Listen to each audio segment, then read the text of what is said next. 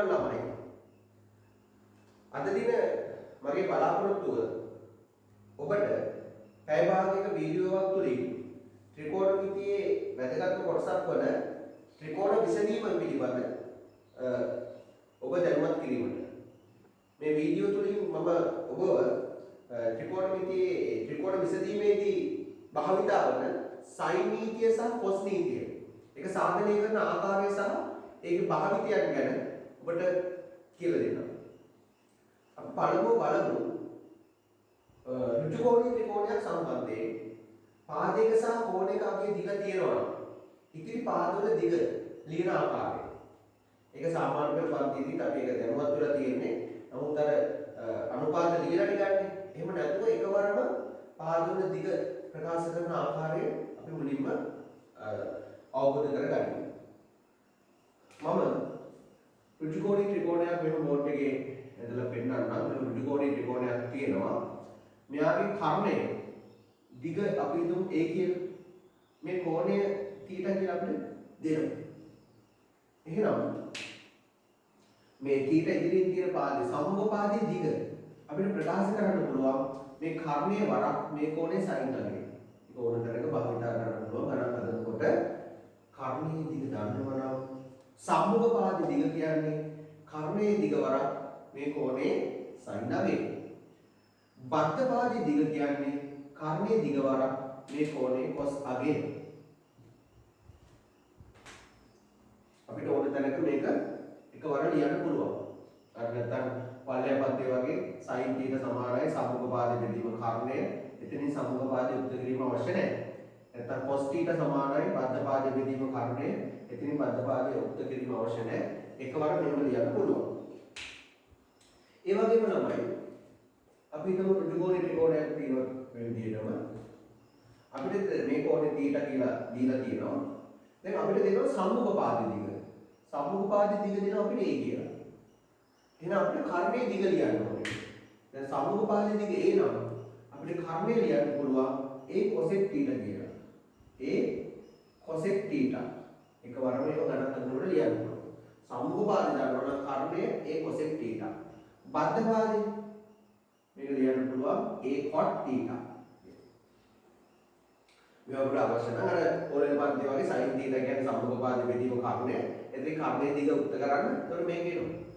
tan θ කියන්නේ සම්මුඛ පාදයේ බෙදීම බද්ධ පාදයේ. ඉතින් බද්ධ පාදයේ උත්තර කරාම a cot θ කියලා එනවා. ඒ වගේම ඍජුකෝණී ත්‍රිකෝණයක මේ θීටාගේ බද්ධ පාදයේ දිග දුන්නා කියලා හිතන්න a කියලා. මේ බද්ධ පාදයේ දිග අපිට දෙනවා a කියලා. බද්ධ පාදයේ දිග අපිට දෙනවා a කියලා. ඔබට එහෙනම් මේ කර්ණයේ දිග ලියන්න පුළුවන් a sec θ කියලා. a sec θ. ඔබට සම්මුඛ පාදයේ දිග ලියන්න පුළුවන් a tan θ කියලා.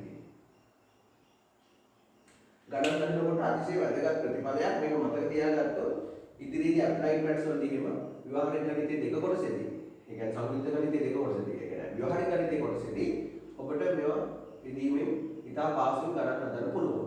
හැබැයි මේක ඍජුකෝණී ත්‍රිකෝණයක තමයි බලන්න වෙන්නේ. කර්ණය දන්නවා නම් කිසියම් කෝණයක් අනුපත්තේ සම්මුඛ පාදය කියන්නේ කර්ණයේ දිගවරක් මේ කෝණේ sin අගය. බද්ධ පාදය කියන්නේ කර්ණයේ දිගවරක් මේ කෝණේ cos අගය.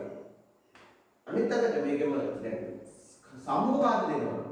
සම්මුඛ පාදයේ දිගේ ඉන්නවා.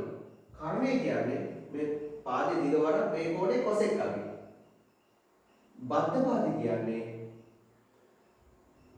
මේ පාදයේ දිග වරක් මේ කෝණේ cot අගය. අනිත් අවස්ථාව බද්ධ පාදයේ දිග දන්නවා.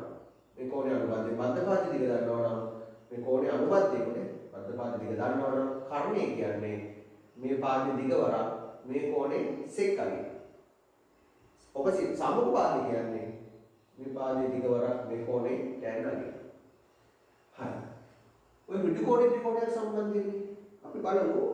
දැන් ඕනෑම ත්‍රිකෝණයක් සඳහා ඔය පාද සහ කෝණ අතර පවතින සම්බන්ධතා දෙකක් ප්‍රධාන දෙකක් අපි ත්‍රිකෝණමිතියේදී කතා කරනවා. හරි. දැන් ඊට පස්සේ මම ඔයාලට කියලා දෙන්නම් මේ ත්‍රිකෝණයේ මිතියේදී ත්‍රිකෝණයක් සඳහා තියෙන සම්මත අංකණයක්. ස්ටෑන්ඩඩ් නොටේෂන් එකක්. සම්මත අංකණයක් තියෙනවා. මේ සම්මත අංකණයේදී ත්‍රිකෝණයක් අංකණය කරන විදිය අපිට අවබෝධයක් තියෙන්න ඕන. අපි තුමයා ABC වලින් මේව අංකණය කරනවා කියන්නේ ABC. සම්මත මේක ABC වලින් අංකණය කරනවා. එතකොට මේ A ශීර්ෂයේ තියෙන කෝණය A වලින්ම පෙන්නන මේ ශීර්ෂ කෝණය. මෙයා B. මෙයා C.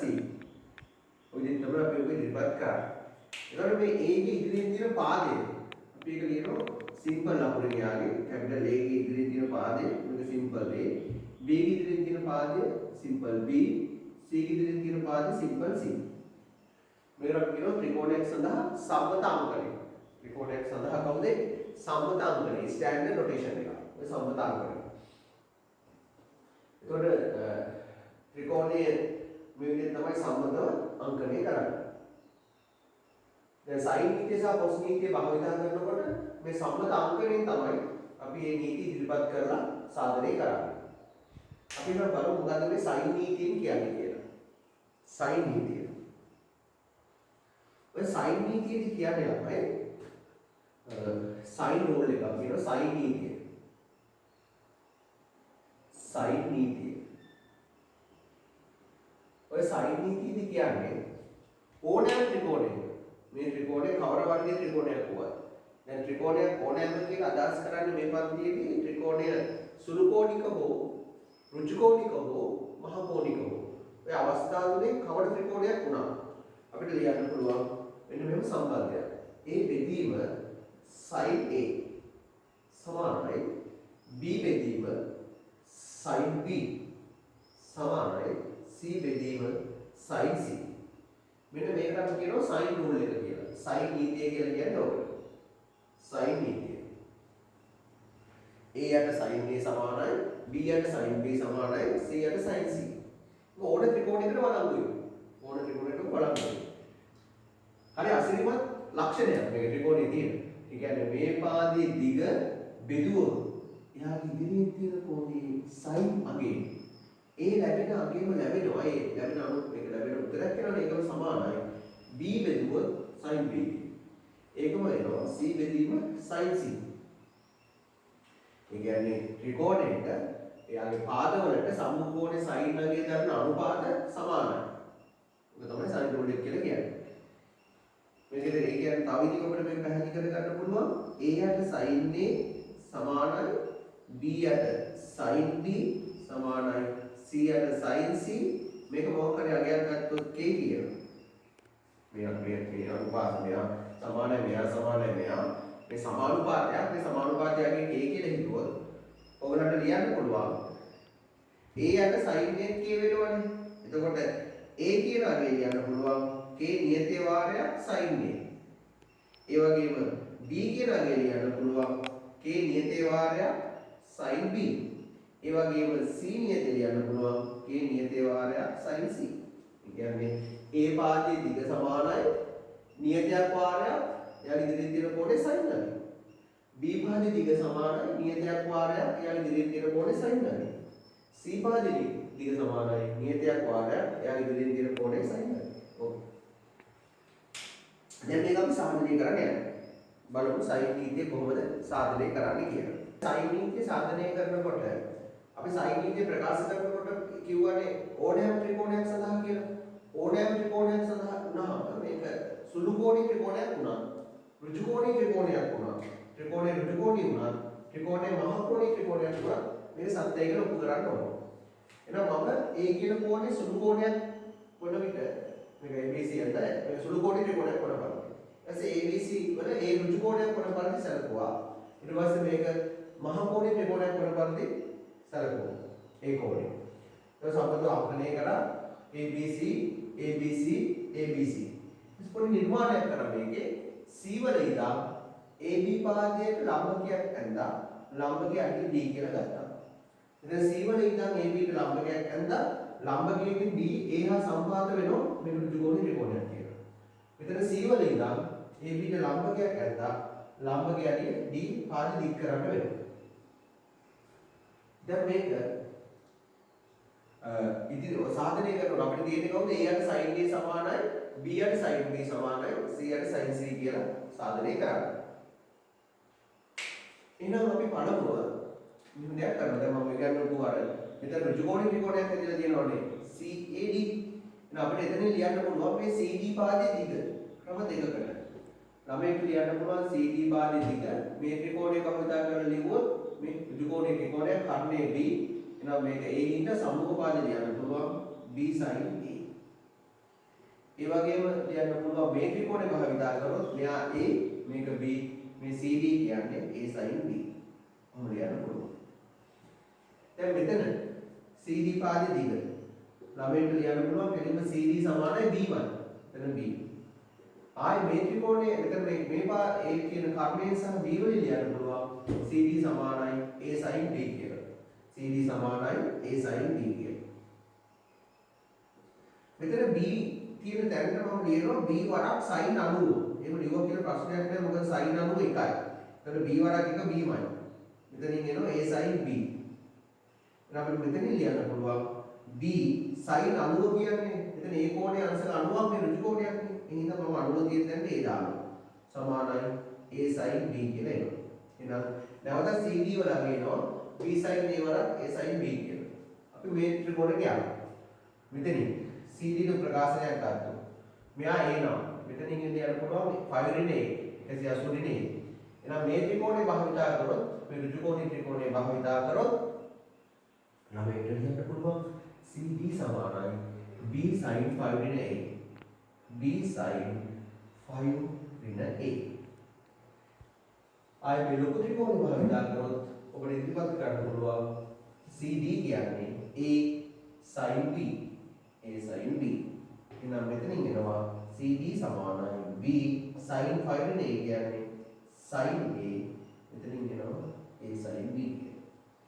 ඔන්න සම්බන්ධය. ත්‍රිකෝණයේ සුළු කෝණී වුවද, ඍජු කෝණී වුවද, මහ කෝණී වුවද මෙන්න මේ CD කියන ලම්බකයේ දිග අපිට ලැබෙනවා B sin A. ඒකම සමානයි A sin B කියලා. අපි ඒ නිසා මේ ත්‍රිකෝණ ප්‍රමිතියේ විභාගයේදී අවස්ථා තුනට පෙන්නලා ඒක යටින් යන්න පුළුවන් මේක යටින් එම නිසා කවුද ඔය සම්බන්ධය B sin A සමානයි A sin B ඕනෑම ත්‍රිකෝණයක් සඳහා. එහෙනම් අපිට මෙතන ලියන්න පුළුවන් A යට sin A මේක හරස්ුණ කරොත් A යට sin A සමානයි B යට sin B කියලා ලියන්න පුළුවන්. ඊට පස්සේ ඔයගොල්ලෝ ලියනවා මෙලෙසම ඊට පස්සේ ලියන්න පුළුවන් මෙලෙසම අපිට සම්බන්ධයක් ගන්න පුළුවන් තව ලම්බකයක් ඇඳලා C sin B සමානයි B sin A වගේ සම්බන්ධයක් ගන්න පුළුවන්. මෙලෙසම අපි ලියන්න පුළුවන් B sin A ලියන්න පුළුවන් B sin C මෙලෙසම ලියන්න පුළුවන් B sin C සමානයි C sin B කියලා. C sin B කියලා. එහෙනම් අපි ලියන්න පුළුවන් I B යට sin C මෙතනින් මම මෙතනින් අර මෙහෙම ලියනවා B යට sin B සමානයි C යට sin C. C යට sin C. එතන මේ දෙකෙන් අපි ලියන්න පුළුවන් මේක එක නම් මේක දෙක නම් එකෙන් සහ දෙකෙන් අපිට ලියන්න පුළුවන් එකෙන් සහ දෙකෙන් ඉදිරිපත් කරන්න පුළුවන් කවුද A යට sin A සමානයි B යට sin B ඒකම සමානයි C යට sin C. මේක තමයි sin නීතියේ සාධනය. දැන් sin නීතිය මේ විදිහට අපිට සාධනය කරන්න පුළුවන්. ඉතාමත් පහසු සාධනයක් මේ තියෙන්නේ. අවස්ථා තුනට හැබැයි රූප තුන ඇද ගන්න ඕනේ. අවස්ථා තුනට රූප තුන ඇද ගන්න ඕනේ. ත්‍රිකෝණයේ සුළු කෝණී ත්‍රිකෝණයක් වුණා, ත්‍රිකෝණයේ ඍජු කෝණී ත්‍රිකෝණයක් වුණා, ත්‍රිකෝණයේ මහ කෝණී ත්‍රිකෝණයක් වුණාද මේ සම්බන්ධය සත්‍යයි කියලා සාධනය කළ යුතු වෙනවා. එතන මම මොකද කරේ මුලින්ම සුළු කෝණී ත්‍රිකෝණයක් ඇඳලා ඒ කෝණයට තමයි මේක කතා කරේ. මෙතන ඍජු කෝණී ත්‍රිකෝණය ඒ කෝණය සඳහා තමයි අවස්ථාව පෙන්වන්නේ. මහ කෝණී ත්‍රිකෝණය ඒ කෝණය සඳහා. ඒක පෙන්නලා මෙලෙසම ඔබට වෙන සම්බන්ධයක් ගන්න පුළුවන්. වෙන ලම්බකයක් ඇඳගත්තොත් C sin B සමානයි B sin C. මේකෙත් එහෙමයි. C sin B සමානයි B sin C මෙහෙම ලම්බකයක් ඇඳගත්තා. මෙයාගේ මොන ලම්බකයක් ඇඳගත්තොත් C sin B සමානයි B sin C. ඒකෙන් නැවතත් අර අනුපාතය ගත්තා ඒ අනුපාත දෙක අතර අරගෙන ඒවට ලිව්වා පොදු සමානුපාතය. පොදු සමානුපාතය ලිව්වා. දැන් අපි බලමු කොස් නීතිය සාධනය කරන ආකාරය සහ කොස් නීතිය ප්‍රකාශ කරන අයුරු. දැන් කොස් නීතිය කියන්නේ ඒ ඕනෑම ත්‍රිකෝණයක් සඳහා තමයි.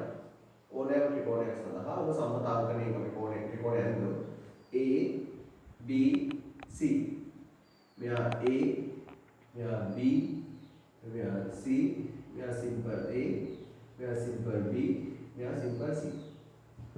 ඔය කොස් නීතියෙන් කියන්නේ ඒ පාද සහ කෝණ අතර සම්බන්ධය. අපිට මෙන්න මේ ඒ කෝණයේ ඉදිරියේ තියෙන පාදයේ සිම්පල් A නම් මේ කෝණයේ ඉදිරියේ පාද සිම්පල් A කියලා සම්බන්ධව අංකණය කරාම මේ ඒ පාදයේ දිගට ප්‍රකාශනයක් තමයි කොස් නීතියෙන් ඉදිරිපත් කරන්නේ.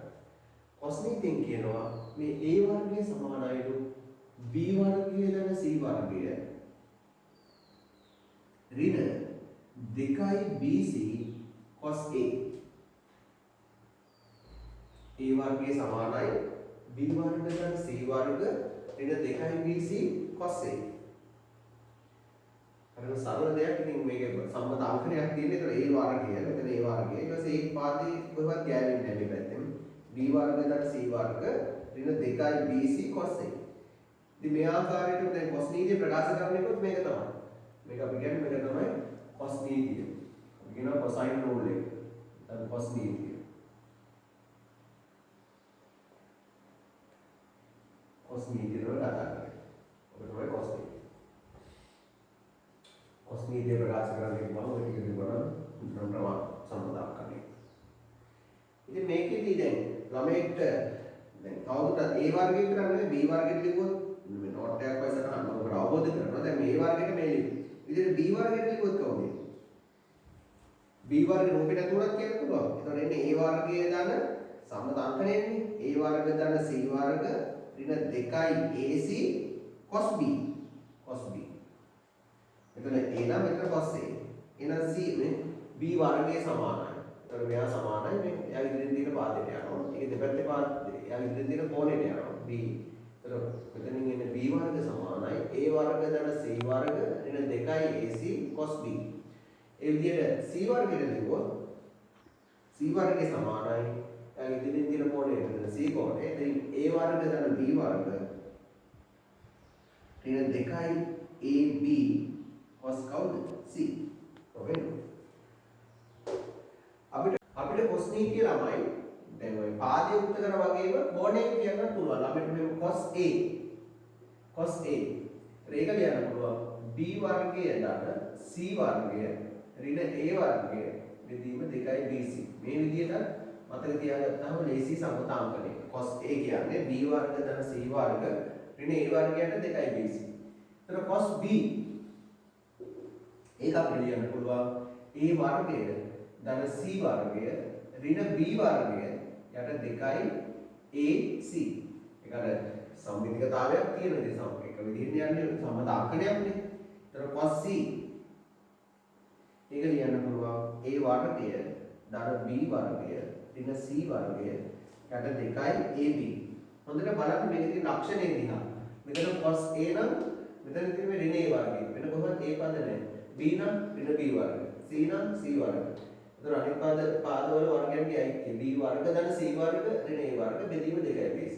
A වර්ග ධන C වර්ග ඍණ B වර්ගයට 2AC. cos C නම් A වර්ග ධන B වර්ග ඍණ C වර්ගයට 2AB. හරියට මේ ගුණය අවබෝධ කරගන්න අර ලේසියෙන් මේව මතක තියාගන්න පුළුවන්. හොඳ මතකයක් තියෙනවනම් හරි පහසුවෙන් ත්‍රිකෝණ විසඳීම කියන කොටස ගැටලු විසඳන්න පුළුවන්. අපි ඊළඟට cos නීතිය සාධනය කරමු. මේ cos නීතිය සාධනයක් sin නීතිය වගේමයි මේක ඕනෑම ත්‍රිකෝණයක් සඳහා ප්‍රකාශ කරන හින්දා සුළු කෝණී, ඍජු කෝණී, මහ කෝණී යන අවස්ථා තුනටම සාධනය කළ යුතුයි. ඉස්සෙල්ල විදිහම තමයි සාධනය. අපි බලමු කොහොමද cos නීතිය සාධනය කරන්නේ කියලා. හරි. දැන් cos නීතිය සාධනයේදී sin නීතිය සාධනය කරපු විදිහටම තමයි සුළු කෝණී, ඍජු කෝණී, මහ කෝණී කියලා ත්‍රිකෝණ තුනක් ඇඳගත්තා. එතකොට මේ කෝණය සුළු කෝණයක් වන අවස්ථාව මේ කෝණ සුළු කෝණ මෙන්න මේ කෝණය සඳහා කතා කරන්නේ මේ සුළු කෝණය. මෙතන මේ ඍජු කෝණය, මේ මහ කෝණය. එතන මේවා තමයි පෙන්නන්නේ. ඉස්සෙල්ලා වගේ පොඩි නිර්මාණයක් කරනවා මේ C වල ඉඳන් AB පාදයේ ලම්බකයක් ඇද ගන්නවා. ලම්බකයේ අඩිය අපි ගන්නවා D කියලා. මෙතන C වල ඉඳන් AB ට ලම්බකයක් අදින්න දෙයක් නැහැ. මේක ලම්බකයි. එහෙනම් A හා D සම්පාද වෙනවා. මෙතන ලම්බකයක් ඇඳලා මේ පාදේ දික් කරන්න වෙනවා. දික් කරලා තමයි ලම්බකේ නිර්මාණය කරගන්න වෙන්නේ. විදිහට එනවා. හරි. දැන් අපිට ඒ වර්ගයේ ප්‍රකාශනය ගන්න තියෙන්නේ. අපි දන්නවා ත්‍රිකෝණ මෙන්න මේ CBD මෙන්න මේ CBD ත්‍රිකෝණය ගත්තොත් පයි දෙක සම්බන්ධ වෙනවා A වර්ගයේ සමානයි CD වර්ග ධන DB වර්ග. එතන මේ C කියන්නේ පාදයේ දිග සිම්පල් C මේ පාදයේ දිග. මෙතන කියන්න පුළුවන් A වර්ග සමානයි CD වර්ග ධන DB වර්ග හයිපරස්. මෙතනත් පයි දෙක සම්බන්ධ කියන්න පුළුවන් A වර්ග සමානයි CD වර්ග ධන DB වර්ග. මම එහිඳා ත්‍රිකෝණ තුන සඳහා වෙන වෙනම මේ CD සහ DB වල දිග වල හොයනවා. දැන් ඒ හොයන්න ඉස්සර ඒ කෝණය සම්බන්ධ කරලා. මෙතනින් අපිට ලියන්න පුළුවන් CD ට ප්‍රකාශනය මේ පාදයේ B මේක A CD කියන්නේ B sin A කියලා. එසලෝගේ. කාර්ය දානින්ද සම්මුපාදයි. එතකොට අපිට CB ට ප්‍රකාශනය ලියමු. CB අපිට DB BB ට ප්‍රකාශනයක්. මෙතන D එනේ මේ DB ට ප්‍රකාශනය ලියමු. DB කියන්නේ මේ සම්මුඛ මේ සමේ පාදයේ දිග C ගෙන් අඩු කරනවා AD. එතකොට C රින AD ට ලියන්න පුළුවන් B cos A. එහෙනම් DB කියන්නේ C රින B cos A. නම් මෙතන CD මෙතන CD වලගේ ගෙලිම B ට සමානයි. ළමයට ලියන්න පුළුවන් B වරක් sin 90 කියලා. ප්‍රශ්නයක් නැහැ sin 91යි. එහෙනම් මෙතනින් එනවා B sin 90 කියන දේ දානවා A. මොකද මෙතන A කියන්නේ අංශක 90. මෙතන CD කියන්නේ B sin A කියන සම්බන්ධය යුක්ත කරනවා. ඊට පස්සේ DB. ඔය DB ට ලියන්න පුළුවන් DB ගේ දිග C නේ. මෙයා C නේ. මෙයා C. එහෙනම් C. ඊට පස්සේ මම මේකම ලියනවා C ඍණ මේ රටාව ගන්න B වාරයක් cos 90 කියලා. ප්‍රශ්නයක් නැහැ cos 90 බිඳුවයි. 90 වරක් බිඳුවකට මේ ටික බිඳුව වෙන C වෙන්නේ. ඒතකොට C ඍණ B cos 90 කියන තැනට ඒ දාන්න. ඒ කියන්නේ 90. तो dB කියන්නේ C ඍණ B cos A. මෙතනත් ඒ විදිහට අපි ගන්නවා. CD ට ලියන්න පුළුවන් මේ CD වල අගය එනවා මේ කෝණය මේ පාදේ B මේක එනවා මෙයා 180 ඍණ A 5 ඍණ A. එහෙනම් CD කියන්නේ B sin 180 ඍණ A. එහෙනම් B sin A කියලා එනවා. B sin A කියලා. ආයෙත් ලියන්න පුළුවන් ඉස්සර D B ට උත්තරයක් ඊට පස්සේ DB ට උත්තරයක් මෙයා හරියට B sin A කියලා මෙතනත් ආවා DB කියන්නේ C ධන DA